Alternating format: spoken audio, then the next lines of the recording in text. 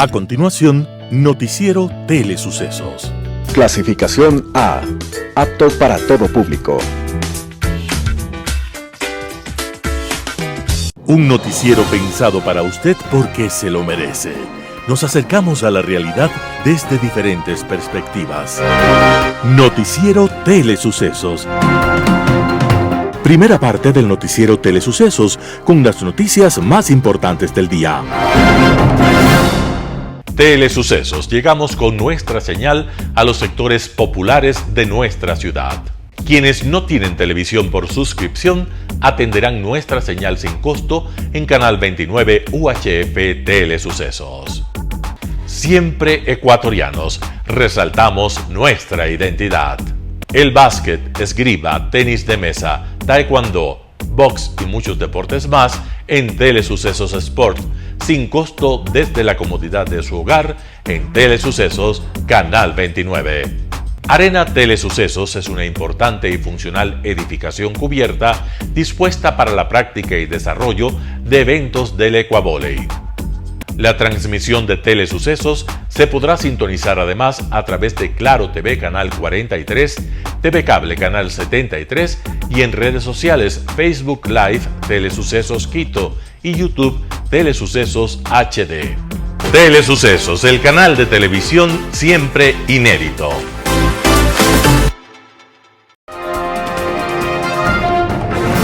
Un día como hoy. En una cárcel genovesa había un prisionero de mediana edad que contaba historias que parecían increíbles. Eran tan extraordinarios sus relatos que mucha gente acudía a la cárcel para escuchar aquellas aventuras que ninguna imaginación podía alcanzar. El prisionero se llamaba Marco Polo. Y lo llamaban Marco Millones, porque sus historias legendarias hablaban de riquezas infinitas y de reyes poderosos. Muchos años atrás, Marco Polo, su padre y su tío habían iniciado un viaje de negocios al oriente, a la tierra de los tártaros, como llamaban a los mongoles. Marco Polo, siendo apenas un joven, aprendió idiomas y costumbres y terminó convertido en el hombre de confianza del más poderoso gobernante del mundo, el emperador chino Kublai Khan. Tras 25 años, Marco Polo regresó a Venecia y a través de su palabra, Europa conoció del exotismo y del poder de las más lejanas culturas orientales. Marco Polo, sin embargo, no sabía leer ni escribir y le contó sus historias a un escritor profesional, también encarcelado. Se llamaba Rustichello y él llevó al libro todos los asombros de las lejanas tierras. El mundo leyó aquella obra con sorpresa y escepticismo. Cuando le preguntaron a Marco Polo, en su lecho de muerte, si lo que había contado era verdad, respondió: «No he contado ni la mitad de lo que mis ojos vieron». Esa frase la pronunció Marco Polo un día como hoy, 9 de enero de 1324, cuando estaba emprendiendo el más largo viaje hacia la nada y el misterio. Pero nos quedan sus historias y la primera mirada hacia un mundo que hoy, 7 siglos más tarde, sigue siendo exótico y lejano. Las principales noticias del día. Titulares. Frente Parlamentario Anticorrupción se reunirá con presidente Lasso. Críticas a Paola Pavón y Guillermo Churuchumbi marcaron el debate a la prefectura de Pichincha. En política internacional, a 3 años de Wuhan. Editoriales de Santiago Basabe, Invisibles. Noticias del día. Frente Parlamentario Anticorrupción se reunirá con presidente Lasso. El Frente Parlamentario Anticorrupción mantendrá un encuentro con el presidente Guillermo Lasso para pedirle información sobre presuntos vinculados con la narcopolítica. Así lo anticipó el asambleísta Fernando Villavicencio, integrante de la agrupación parlamentaria. La cita está prevista para las 10 horas del martes 10 de enero del 2023. El presidente lleva un mes diciendo que están investigando y que tienen nombres, pero debía haberlo hecho. Esperemos que le entregue al Frente Parlamentario Anticorrupción los nombres que dice tener, manifestó el legislador. Villavicencio señaló que aprovecharán la reunión con el presidente Lasso para hacerle 2 pedidos: cambios en la tabla de drogas y que declare en estado de excepción al sector minero. Vamos a discutir con él y vamos a llevar una serie de propuestas para transformar la tabla de drogas que tanto daño le ha hecho al Ecuador en un auténtico registro de lucha en contra del narcotráfico y por la salud pública de los ecuatorianos, dijo. El estado de excepción para el sector minero, agregó, servirá para identificar los vínculos del narcotráfico con la minería ilegal que, según citó, está destruyendo a las provincias amazónicas, principalmente Orellana, Pastaza, Zamora Chinchipe y Napo. El encuentro con el presidente se da días después de que los legisladores denunciaran en fiscalía unos 20 nombres de candidatos a los comicios seccionales que tendrían nexos con el narcotráfico. Críticas a Paola Pavón y Guillermo Churuchumbi marcaron el debate a la prefectura de Pichincha. Los 12 candidatos a la prefectura de Pichincha participaron de 2 debates de 6 integrantes que fueron seleccionados en un sorteo público. En el primer grupo de debate estuvieron André Hidalgo del Centro Democrático, Paola Pavón de la Revolución Ciudadana, Eduardo del Pozo de Alianza Va por Ti, Roberto Altamirano de Izquierda Democrática, Guillermo Churuchumbi de Alianza Juntos por la Gente y Jacinto Espinosa de Amigo. En el segundo grupo participaron Elsa Guerra de Alianza UIO, Andrés Castillo, Partido Social Cristiano, Daniela Zambrano, Sociedad Patriótica, Coya Chugulí de Avanza, Gonzalo Pérez del Movimiento Todos y Cecilia Jaramillo de Unidad Popular. La actual prefecta de Pichincha, Paola Pavón, tuvo algunos intercambios con el candidato Eduardo del Pozo, quien refutó varios puntos que se han tratado en la actual gestión de Pavón. Guillermo Churuchumbi también recibió críticas sobre sus acciones como exalcalde de Cayambe al permitir el cierre de vías en las pasadas manifestaciones de junio. Los puntos de coincidencia que mencionaron los candidatos a la prefectura estuvo el mejoramiento vial. Otro de los temas que se manejaron en el debate fue la eliminación de la tasa para el mejoramiento y mantenimiento vial.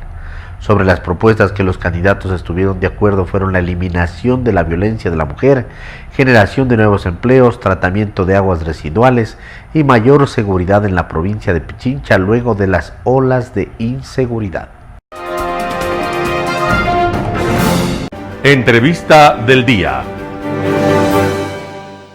La mañana de este lunes en Radio Suceso, Sofía Sánchez, asambleísta por Azuay, habló sobre las pruebas entregadas a la Fiscalía que vinculan a candidatos involucrados con el narcotráfico. Vamos a conversar sobre esta denuncia presentada por los asambleístas del Frente Parlamentario Anticorrupción, luego de que mucho se había venido diciendo, y por parte del propio presidente de la República, que hay candidatos que estarían vinculados con el narcotráfico. Al final de la semana pasada se presentó una lista de al menos 20 personas que tendrían vinculación, y esta es una primera lista. ¿Tienen previsto entregar otra? Sí, es el día viernes, como lo habíamos anunciado hace más de un mes y medio, el Frente Parlamentario tenía ya algunos datos, sin embargo, no queríamos hacerlos públicos hasta no tener todas las pruebas contundentes con respecto a la noticia crímenes que se presentó en Fiscalía. Esta es una primera lista, Milton, a raíz de lo que se presentó el día viernes. Incluso hemos tenido varias llamadas telefónicas de distintas provincias donde es un secreto a voces, sin embargo hay mucho temor de denunciar. Hay candidatos con campañas millonarias en algunas provincias, en algunos cantones del país, y eso preocupa y alarma a la ciudadanía porque ellos conocen el territorio de donde proviene este dinero. ¿Ustedes tienen todas las pruebas necesarias adjuntadas a la Fiscalía para poder incluso, como se dijo, como se dio, nombres? Se ha dado nombres, se ha dado datos y se ha dado muchos indicios para que Fiscalía inicie ya una investigación. Ellos son los competentes para hacerlo. Nosotros en nuestro trabajo de legisladores hemos dado a conocer, incluso el COIP nos faculta que en el momento que conozcamos datos importantes donde se estén cometiendo actos que no van acorde a la ley, lo podamos presentar. Se ha hecho este avance, se han presentado los anexos y son datos incluso que están, por ejemplo, de algunos candidatos que tienen antecedentes penales, que han tenido procesos judiciales, es público, está en el sistema de esos 20, ¿cuáles? Judicial. Por ejemplo, Froilán Aldaz, él es conocido como Don Napo, está candidato a una concejalía en Bolívar, en la provincia de Bolívar, y realmente es lamentable que él tenía ya un proceso judicial, incluso la Fiscalía presentó todas las pruebas contundentes con respecto a este tema y un famoso recurso de revisión pues fue dado de baja el proceso. ¿Él está procesado por qué, por ejemplo? Por contener sustancias que están sujetas a fiscalización. Ese fue uno de los procesos graves. Incluso él patrocina también la candidatura a su hija a la alcaldía en el Cantón Las Naves. Asambleísta, un nombre que dieron y que llamó la atención, el alcalde de Manta, Agustín Intriago, que está por la reelección. Sí, bueno, el alcalde ya se ha pronunciado, él ha dicho que ya se ha investigado sobre este tema y no se ha encontrado absolutamente nada, pero los vínculos, es que aquí hay que entender que a veces no estamos hablando de personas como tal, sino de los vínculos que tienen. ¿Cómo es el modus operandi? Las campañas millonarias que han sido financiadas en su momento luego se pagan con favores, y favores absolutamente caros, como ustedes conocen. La alcaldía de Manta ha tenido varios contratos millonarios en el área vial con distintas empresas en donde sus representantes legales tienen vínculos con incluso Norero, quien estuvo procesado por temas graves aquí en el país, uno de los representantes, Daniel Mistel, quien tenía vínculos con ellos y que los contratos de más de 3-4 millones de dólares en Manta fueron dados a esas empresas, que incluso lo que más sorprende es que uno de los requisitos era que no se pidan anticipos. ¿Qué empresa que ha hecho su patrimonio de una manera legal no piden anticipos? Porque usted, ¿cómo realiza una obra si no tiene el anticipo por parte de la empresa o del sector público que va a realizar esta contratación? Entonces, todos esos contratos que se manejaban estrictamente en este sector no se pedían anticipo, y eso sorprende. La investigación dice que alias el patrón Norero blanqueaba el dinero a través de contratos en la alcaldía de Manta. Por ejemplo, habla de $400,000 que se transfirieron a Odebrecht en 2015. Dice una investigación y una publicación del portal de Primicias: las empresas que recibieron contratos del municipio de Manta tienen 7 y 8 empleados en la nómina declarada ante el IES. Ahora, todo esto que se dice, ¿necesariamente tiene que involucrar al alcalde? Tenía que haber sido conocido, porque el momento que usted está administrando dinero del Estado y se van a ejecutar contratos en su administración, usted tiene que saber con quién está contratando. Dos contratos en 2021 para el asfaltado de vías por $3.5 millones. Así es, la empresa Celi, esta empresa, hay que revisar quiénes son sus representantes legales y cuáles son los nexos que tenían, incluso con Norero, que usted ya lo acaba de mencionar. El alcalde tenía que haber conocido eso. Es importante porque en la administración de él se dieron esos contratos, y que él diga hoy que desconoce estos temas, que ya se investigaron, no. Hoy la Fiscalía tiene toda la responsabilidad de hacerlo, Milton. Incluso nos llama muchísimo la atención que la Fiscalía, conociendo todos estos hechos, no haga nada, pero sorprende aún más que el CNE, que es la autoridad que tiene que velar por controlar los procesos electorales, sus representantes hoy en día digan que no tienen nada que hacer. También en Radio Sucesos la mañana de este lunes, Sonia Llanes Blum, especialista en comunicación digital y reputación online, habló sobre la campaña electoral del 2023. Me llama la atención esto de reputación online, que creo que es lo que menos tienen muchos candidatos. Después de ver ayer estos debates, estoy más convencido de eso. Exactamente, la reputación online es la huella que nosotros dejamos ahora en todos los espacios digitales que tenemos, que puede ser desde nuestra página web, desde inclusive estos mensajes por WhatsApp que mandamos en grupos, y por supuesto todo lo que generan los candidatos y sus seguidores a través de sus redes. Y como ayer tú bien lo dices en los debates, pues vimos que inclusive sí hay una diferencia. Hay muchas personas de estos candidatos que fueron a participar solo con el objetivo de sacar de ahí información que luego podría ser viral o podría ser más replicada en redes. O sea, para algunos ese fue el objetivo. El no hablar, el decir una frase, y tú luego lo puedes contrastar, porque te das cuenta que muchos equipos ya tenían listos los videos premontados como para enseguida sacar la frase que esperaban, el byte, y lanzarla, ¿no? ¿Por qué? Porque posicionarse un poco es lo que buscaban.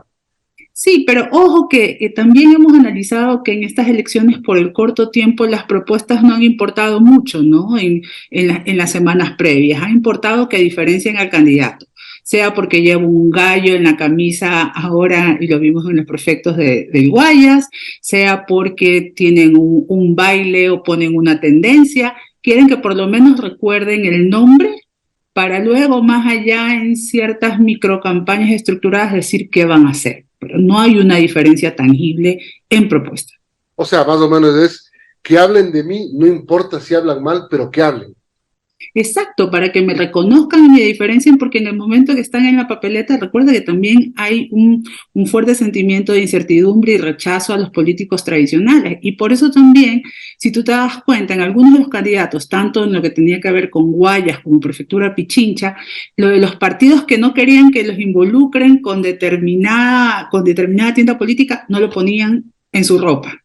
Para otros eso sí era importante y lo ponían en cartelitos o en un botón. A algunos el botón no se les notó, pero otros realmente tú no sabías si era de un partido A o de partido B el candidato, más allá que le ponían abajo la claqueta, ¿no? También esa es otra forma de hacerte visible. En la campaña anterior fue casi una moda que todos los candidatos usaran camisas con su nombre y el escudo, por ejemplo. En esta campaña es diferente. ¿Por qué? Porque si ya todos salen así, nadie me va a diferenciar. Entonces, en esta campaña con otras cosas. Pero solamente evacuemos un poco los debates de ayer. Guayas de Pichincha con una tónica más o menos parecida. Todos atacando a la funcionaria, en este caso, en funciones, digamos, a la que va por la reelección. Sí, siempre es más fácil ser blanco cuando estás en funciones. Tienes mucho que responder, tienen mucho de qué acusar, pero eso un poco como que en las dos provincias sacrificó el tema de la posibilidad de escuchar propuestas y solo escuchamos ataques de algunos. Porque generalmente se tiene la visión desde la comunicación política que si un candidato está en el poder porque ostentó el cargo, tiene cierto tipo de liderazgo aparte de todo el aparataje gubernamental que tiene detrás. Entonces tienes que atacarlo para verte como un contendor. No puedes hablar sin atacarlo porque no te pones a su igual. Y por lo contrario, el que está como candidato, que a la vez fue autoridad, en muchos casos no contesta para tratar de decir no estás a mi nivel, ¿no? Esa es una estrategia clásica en política. Por eso es que años antes, cuando no era obligatorio, había muchos candidatos que decían no voy al debate, sobre todo el que iba primero, que era autoridad, para no sentirse que estaba siendo comparado al mismo nivel que los otros. Y en este caso, pues tú tienes que golpear al que es autoridad electa o al que piensas que quizás tienes un poco más de ventaja.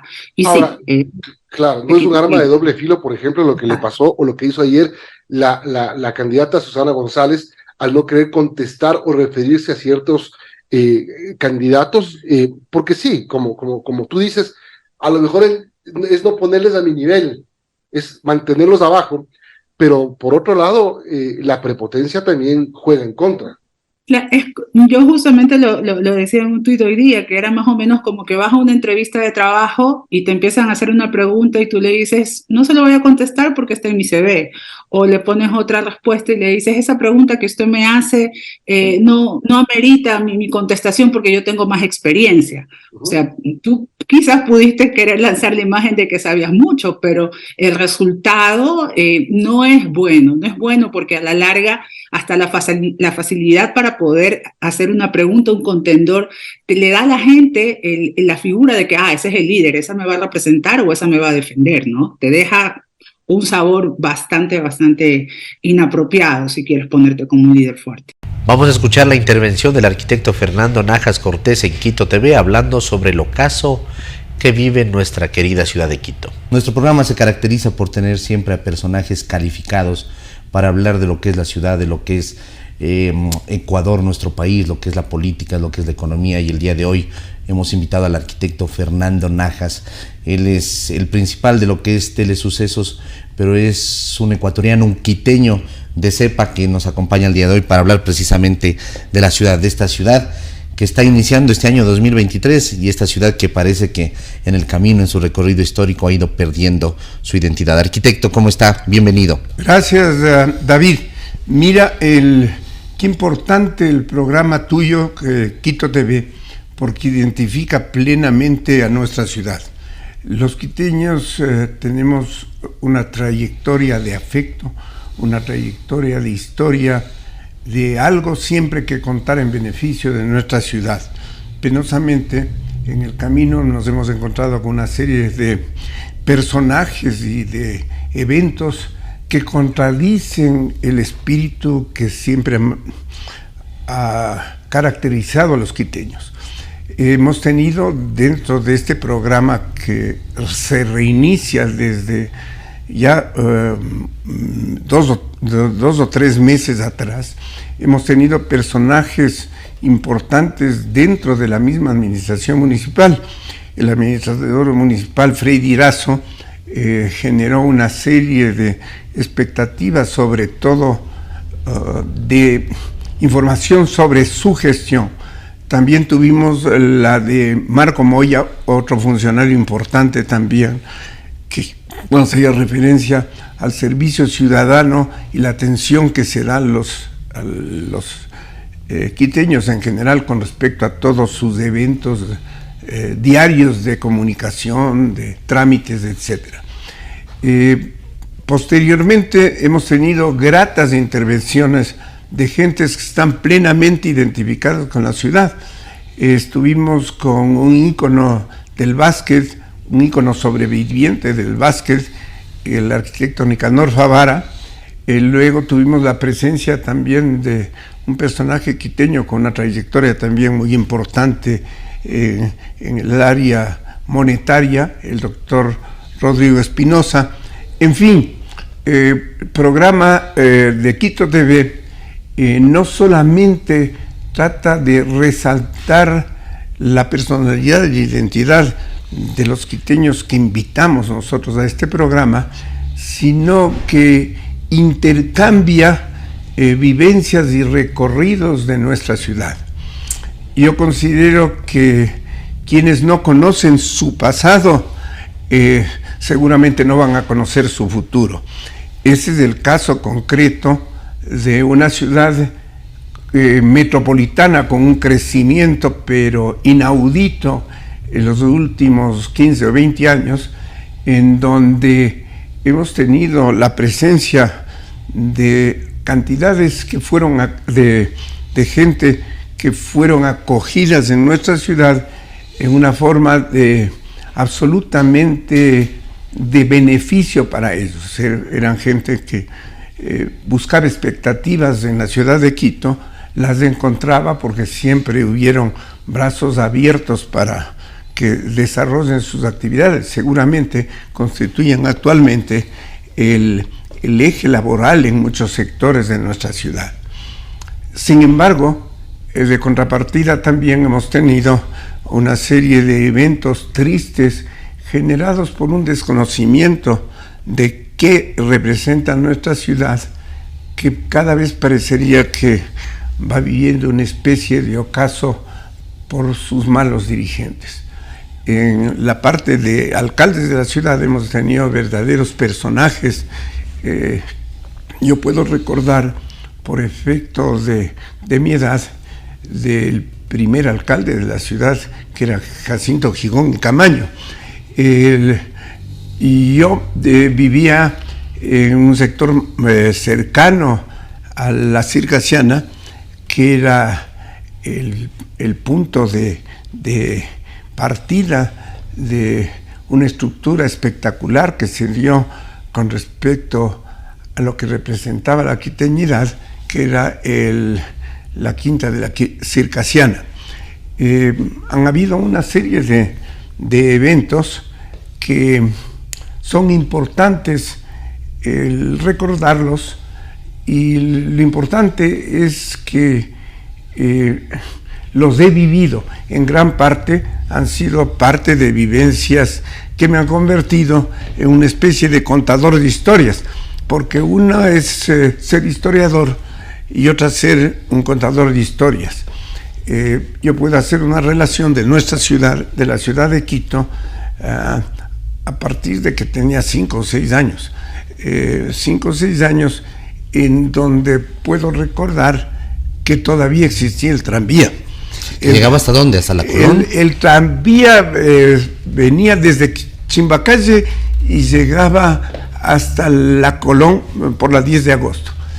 Jacinto Gijón Camaño suprimió el recorrido del tranvía, creo que a los pocos meses de su alcaldía, y yo sí recuerdo que era parte del evento de circulación cómoda y afable, sin riesgos, porque tendría 6, 7 años y yo me subía al tranvía y llegaba a donde vivían mis abuelos en la Guayaquil de Oriente. Entonces, lo único que se puede hacer de referencia han sido las actividades diarias, rutinarias, en donde en este programa se van generando no solamente recuerdos, sino se van generando una serie de eventos que vienen a configurar lo que es nuestra ciudad. Así es. ¿Dónde ha ido Quito perdiendo esa identidad? Usted habla de que una ciudad que no tiene pasado difícilmente se puede proyectar hacia el futuro. ¿Dónde se ha perdido la identidad de Quito, que se la ha ido suprimiendo a través también de las malas administraciones, la pérdida de íconos, la pérdida de tradiciones importantes de la ciudad, esa llegada de esa masa de gente que viene, digamos, con la expectativa, al no tener oportunidades también dentro de su terreno, de llegar a Quito con una posibilidad o con varias posibilidades de abrirse expectativas, que a veces se las encuentra y a veces no también, pero ¿dónde ha ido perdiendo Quito ese simbolismo, esa identidad que le caracterizaba? Bueno, yo creo que viene a ser casi un mal natural de nuestro país. Los ciudadanos se han acostumbrado a recibir y nunca a dar. El país, en buena parte, sobre todo una población perfectamente identificada, se han convertido en gente que como sistema están pidiendo. No existe ninguna participación en ser aportantes con respecto a lo que debe ser el compromiso de los ciudadanos y en especial de los quiteños. Yo creo que los quiteños también se han acostumbrado, por ser una ciudad plenamente burocrática, a recibir y no dar.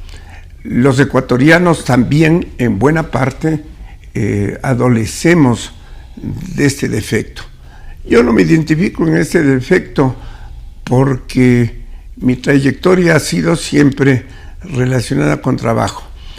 El trabajo es una, no sé si bondad, o para algunas personas es un castigo o un proceso de comodidad.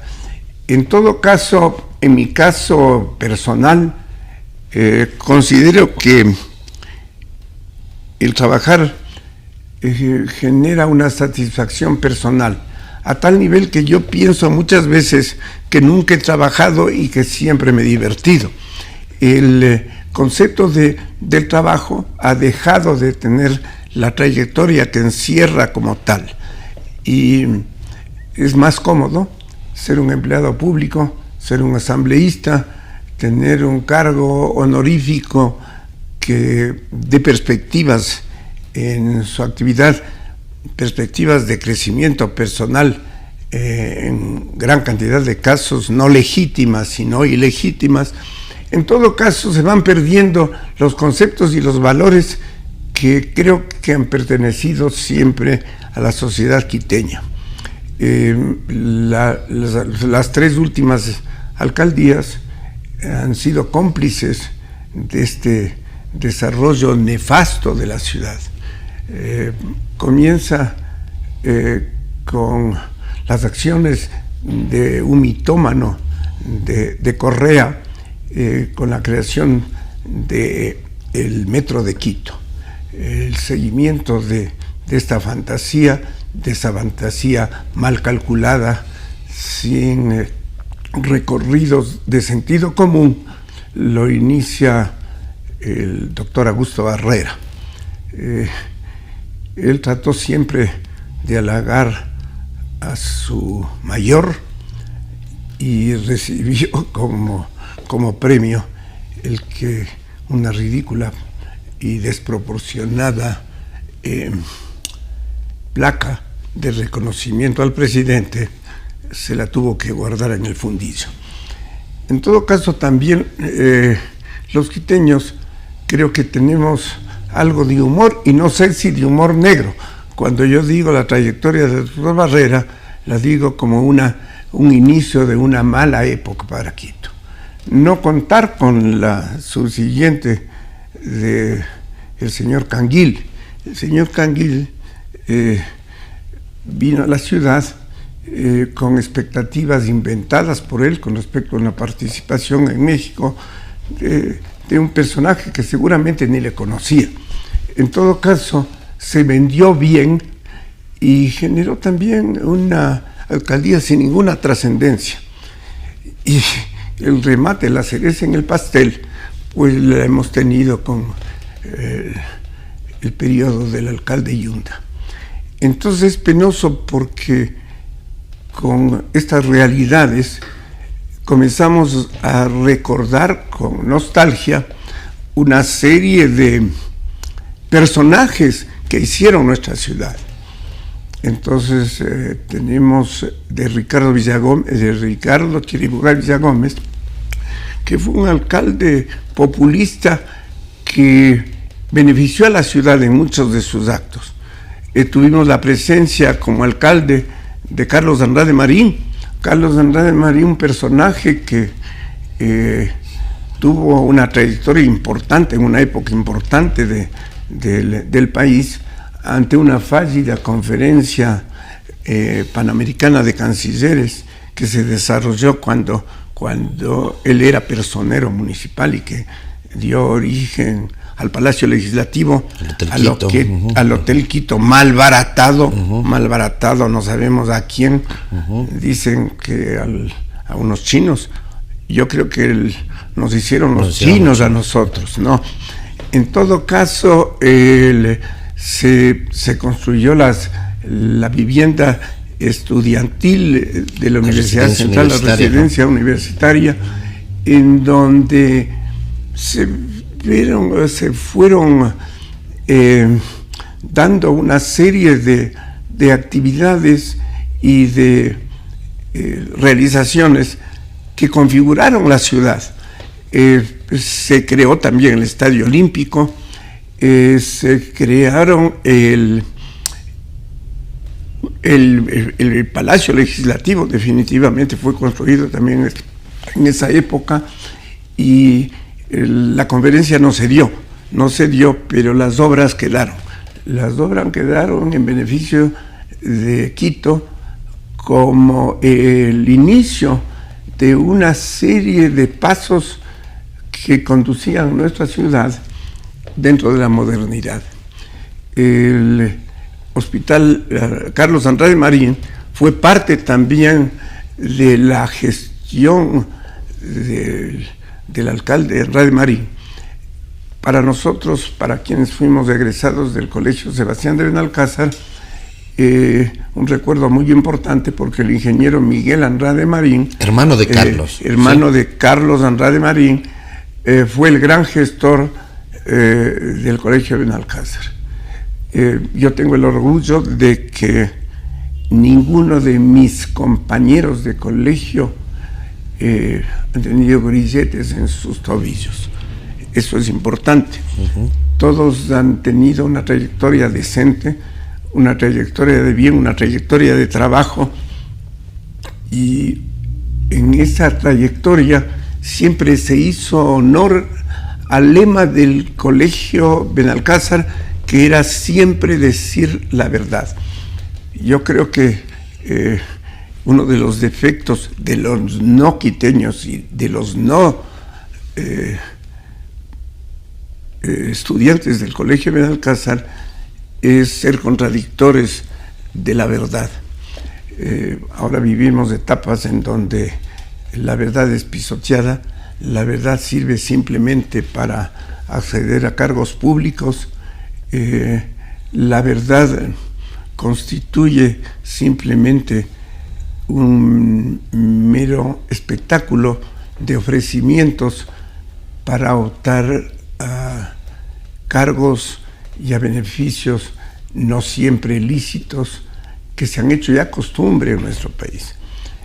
Entonces, mi mensaje como quiteño, mi mensaje como ecuatoriano, es que el ocaso que estamos viviendo sirva para que nuestra ciudadanía, la ciudadanía del país, con el ejemplo de los quiteños, reaccione y tengamos mejores tiempos.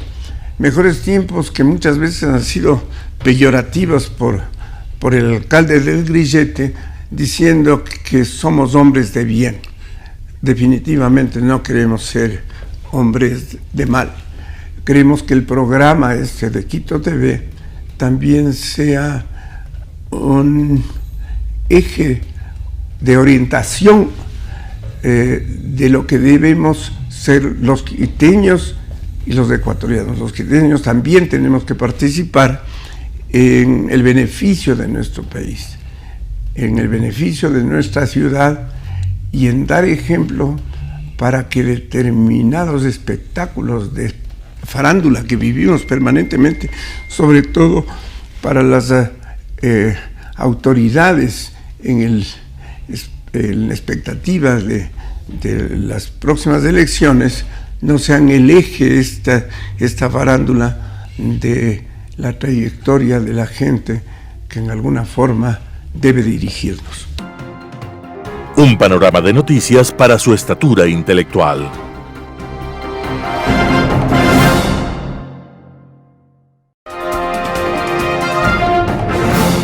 Global Hoy con Alan Carney.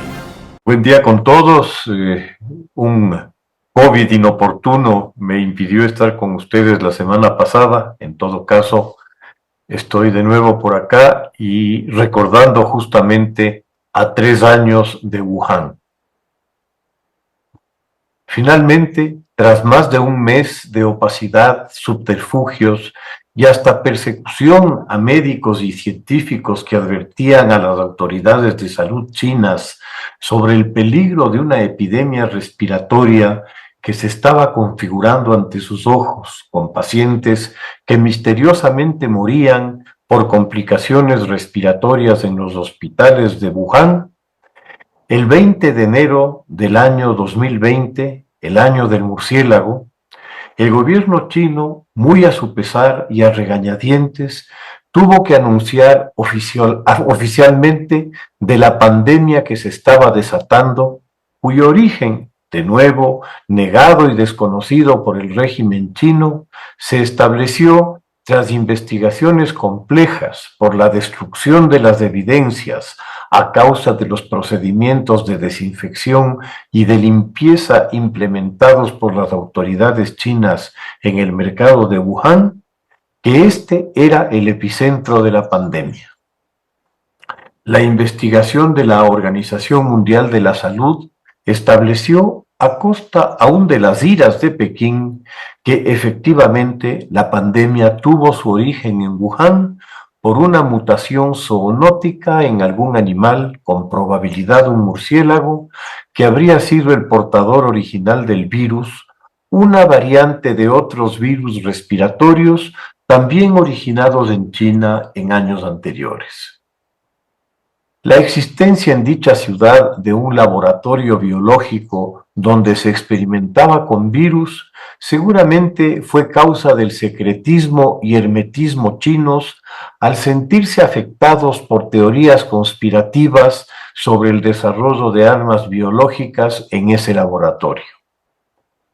Lo que es innegable es que la demora china en informar al mundo de lo que pasaba en la ciudad de Wuhan fue causa de la rapidísima difusión del virus, pues durante al menos 3 semanas se ocultó la seriedad del problema, tiempo que hubiera servido para establecer medidas de control mucho antes de que la pandemia se desatara en toda su virulencia y para tratar de disminuir el devastador impacto inicial con la saturación hospitalaria por la avalancha de contagios, todos con su origen en China, rastreables por ciudadanos occidentales contagiados en China, donde se hallaban por temas laborales o turísticos y que regresaron a sus países antes del 20 de enero. Con el virus suelto por el mundo, nuevamente las teorías conspirativas aparecieron ante la circunstancia de que China, la cuna del virus, experimentaba muchísimo menos muertos que el resto del mundo, planteándose de nuevo la tesis del virus fabricado con fines de guerra biológica. Como es habitual, estas teorías conspirativas carecen de sentido y un elemental ejercicio de razonamiento nos da las luces necesarias para explicarnos esta aparente contradicción. Como China había sufrido ya severos riesgos epidémicos antes del virus de Wuhan, se habían desarrollado planes de contingencia para contener un virus mortal que se contagiara aeróbicamente y afectara al sistema respiratorio. Esos planes tan solo se podían implementar dentro de un Estado autoritario de poderes absolutos, donde el uso de la fuerza para imponerlos no origina ningún tipo de reacción social por el temor a las consecuencias de la desobediencia. Esto permitió a la dictadura china establecer unas medidas draconianas de aislamiento para las personas sospechosas de haber estado en contacto con contagiados, incluyendo unos encierros prolongados bajo vigilancia militar, cerrando edificios, barrios y hasta ciudades enteras ante la detección de algunos casos. El enfoque definido como la política sanitaria china pasó a conocerse como Cero COVID.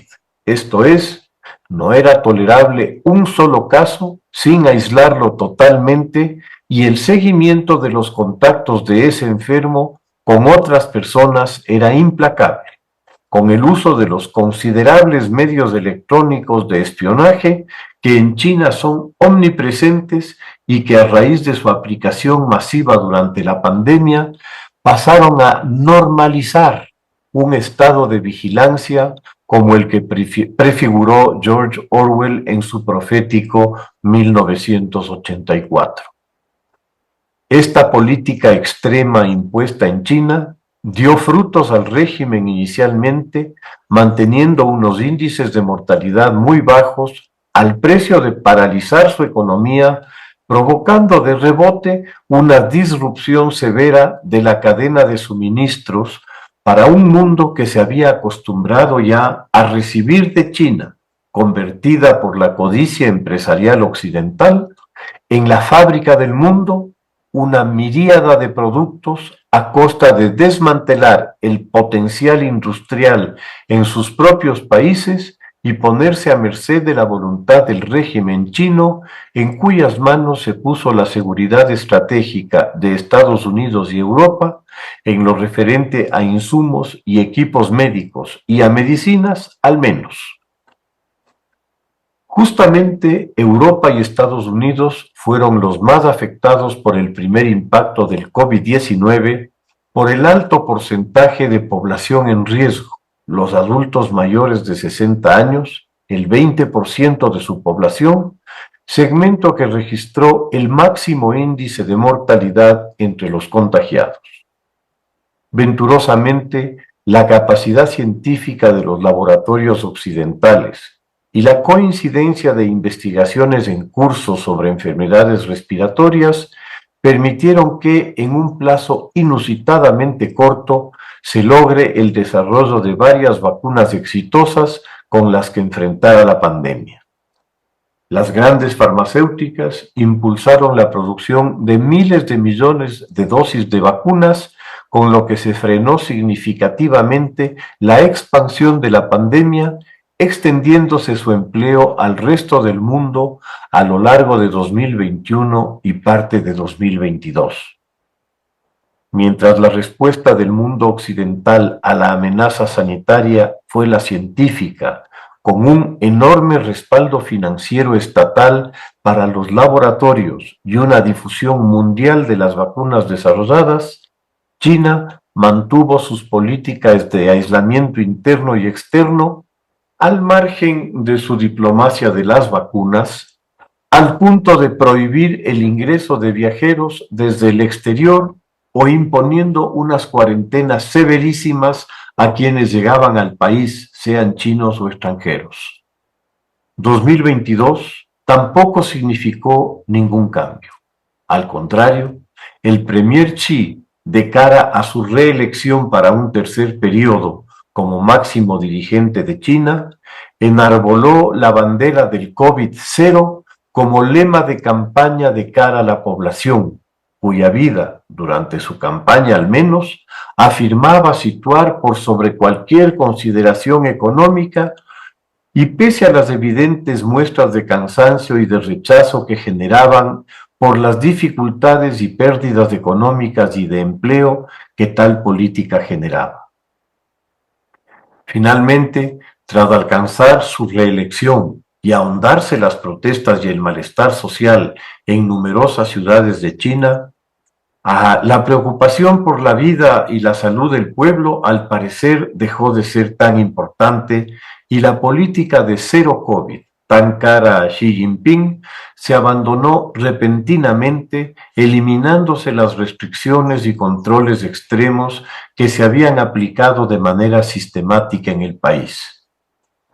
Como es habitual en los autoritarismos, Xi estará buscando algún cabeza de turco, en este caso se dirá de chino, para que la soberanía no vaya a sufrir, para transferirle las responsabilidades y las culpas por tal política, pues él, emperador ungido, está más allá del error. Lo que sí resulta paradójico es la protesta indignada del gobierno chino respecto de las medidas de seguridad que se han establecido en Estados Unidos y la Unión Europea, exigiendo pruebas PCR a los viajeros chinos que quieran entrar a esos países. Quienes cerraron a calicanto su país al mundo, ofendidos porque aquellos a los que prohibió se acerquen siquiera a sus fronteras, no les den a ellos libre acceso. Los pájaros contra las escopetas. Muchas gracias. Editorial. Invisibles, Santiago Basabe, primicias.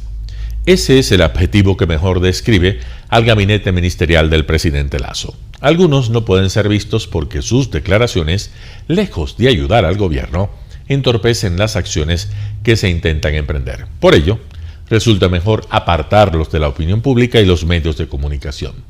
Callados se defienden mejor, diría la sabiduría popular.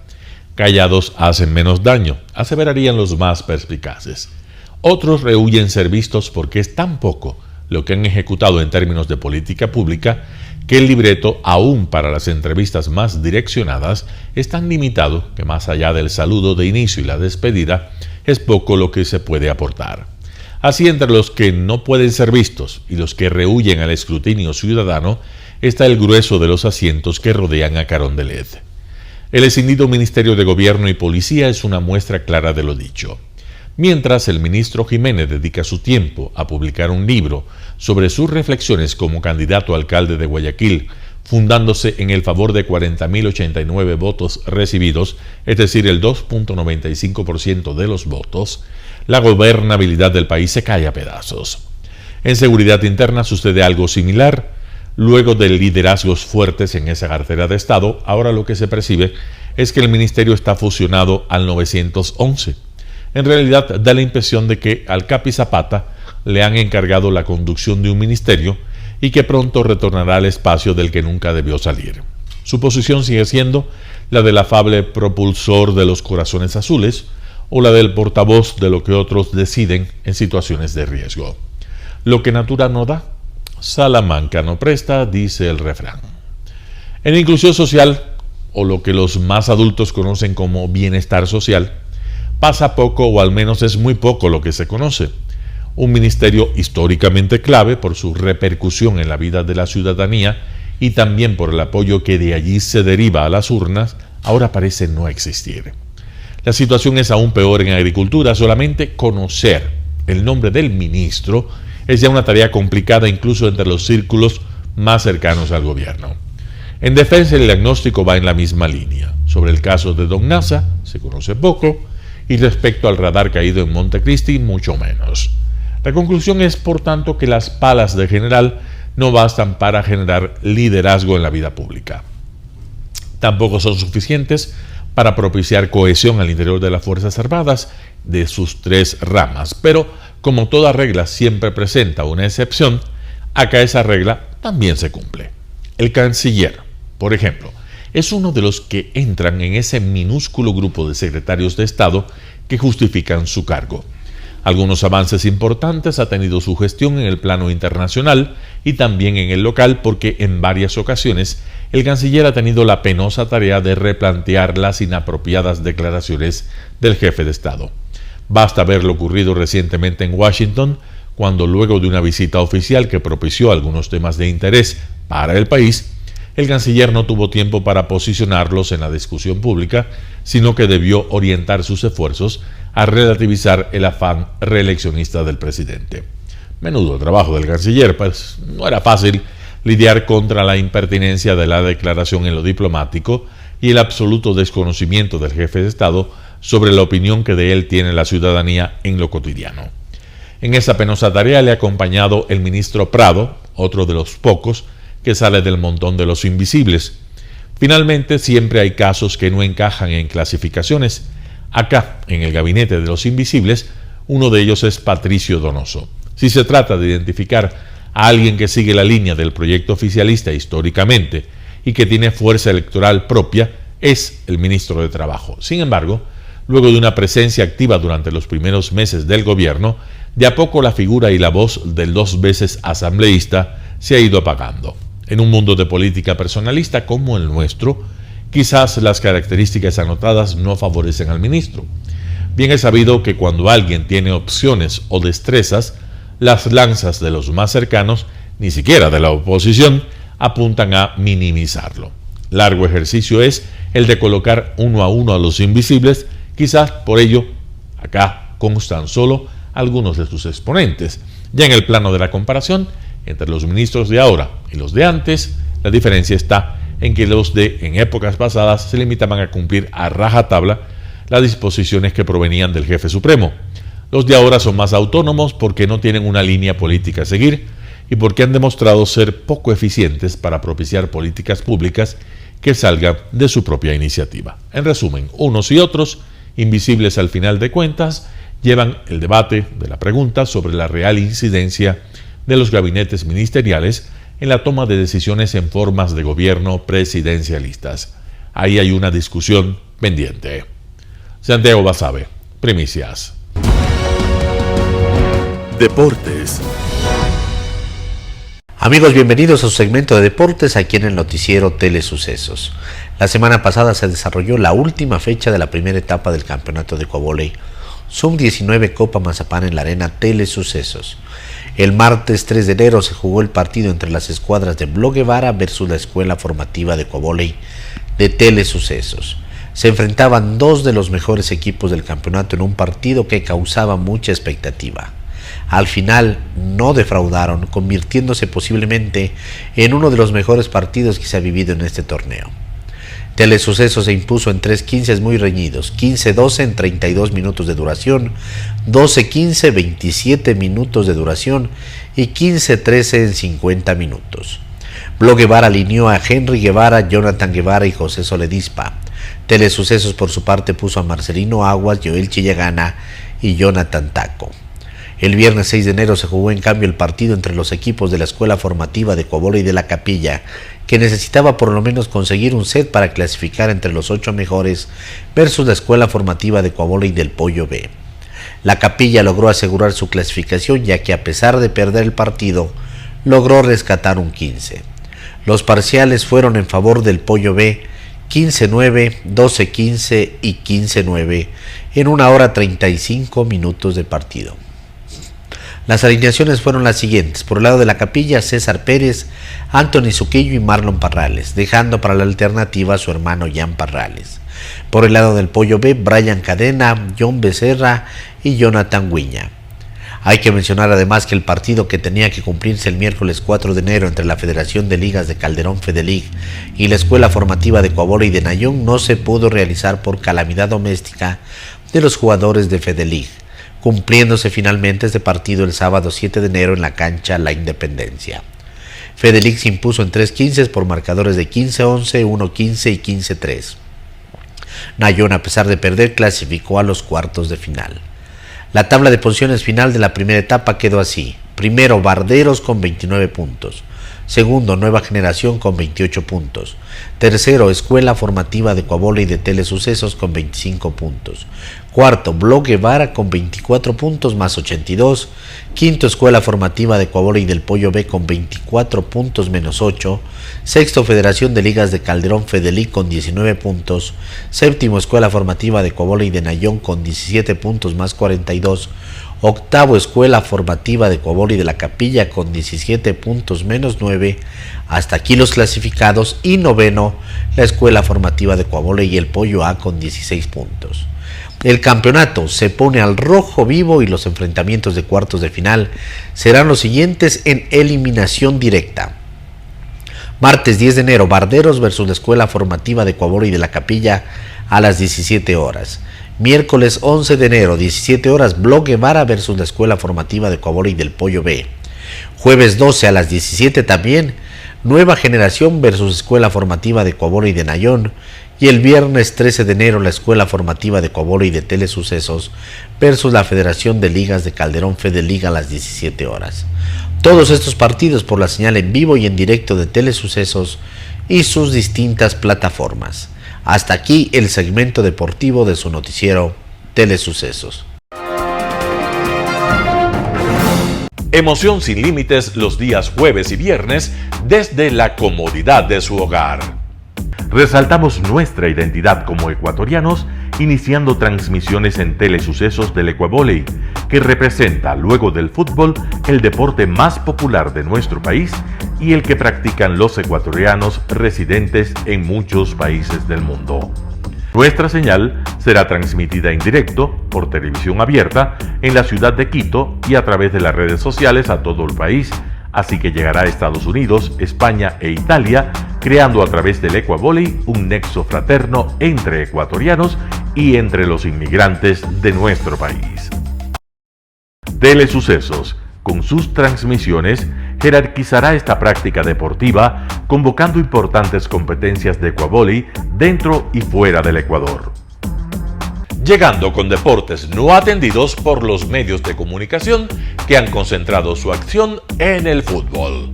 El tenis, box, golf, racquetball llegarán a su pantalla de televisión en tiempo real a través de Canal 29 UHF y Canal 29.1 UHF Digital. Competencias que podrán ser atendidas a través de Facebook, YouTube y vivir los encuentros deportivos en directo y en tiempo real. Telesucesos, el canal de televisión siempre inédito. El noticiero Telesucesos es retransmitido de lunes a viernes a las 7 horas por Radio Planeta Sur 106.1 FM de la ciudad de Loja. Noticiero Telesucesos.